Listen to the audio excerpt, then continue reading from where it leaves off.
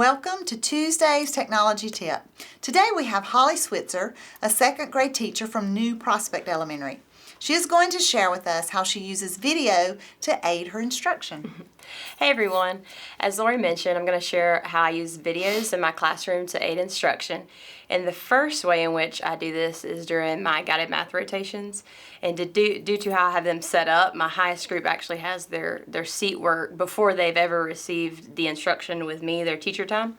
So in order for them to have prior knowledge on the content they're actually already practicing, I've started two different methods as a means to teach them the content, even though I'm not working with them. One way is I simply video myself using a phone or a computer for a 2 to 3 minute tutorial with either manipulatives or a whiteboard in order to explain the information. And after videoing, I upload that video to my Google Drive and I link that to a HyperDoc that my students use during their math rotations for easy access. The second method is Screencastify, and Screencastify is an extension for Chrome, and after adding it to your desktop, you can simply record the activity taking place on your screen. And there are multiple whiteboard apps in which you can write and explain the information, sort of like Khan Academy.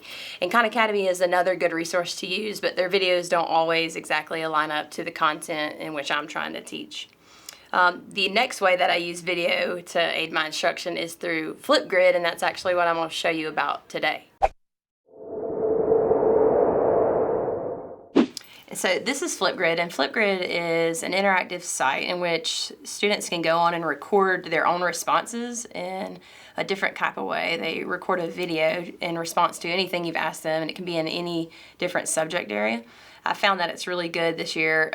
It was kind of a tool that I used for closure because I realized I wasn't getting to closure in my guided reading and my guided math rotations.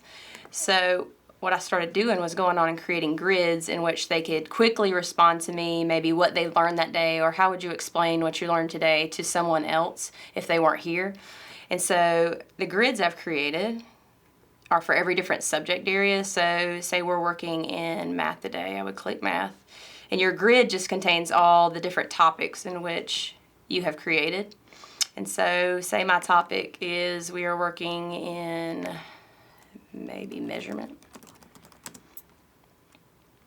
And you can set the time in which you want your videos to be. I find it good to be like a minute or less. That way it doesn't take up too much time. They can get to the point, say what they need to say to answer the question. Then they can also have time to go on and look at other students' responses and respond to them.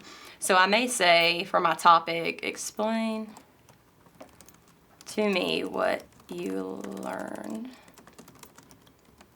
in your rotation today. And it's really cool because not all students are learning the exact same thing, so they're able to learn different methods and different topics through which their peers are sharing about. And so I create my topic. And so it gives me a direct link in which I can share this to my students. I usually will just post this in Google Classroom so they could go find it quickly or post it on their HyperDoc.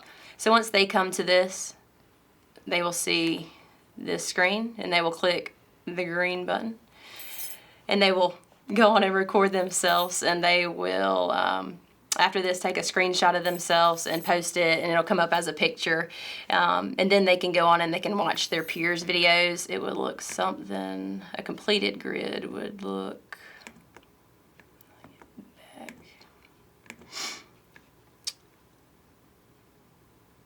like when we've done in reading. This is one we did this week. And the students go on and they post their little pictures, and it'll show them how many times they've been viewed, and they can react to each other just like on other social media sites.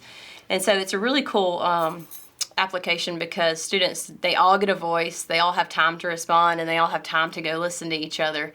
And even the students that wouldn't usually share out in closure if it's a whole group lesson are able to speak because they're not having to talk to everybody, they're just talking to their computer, and then people get to go on and watch them. So it really does increase confidence, and it encourages them to share out and to feel like they really do have to learn something that day because they need to share out that afternoon.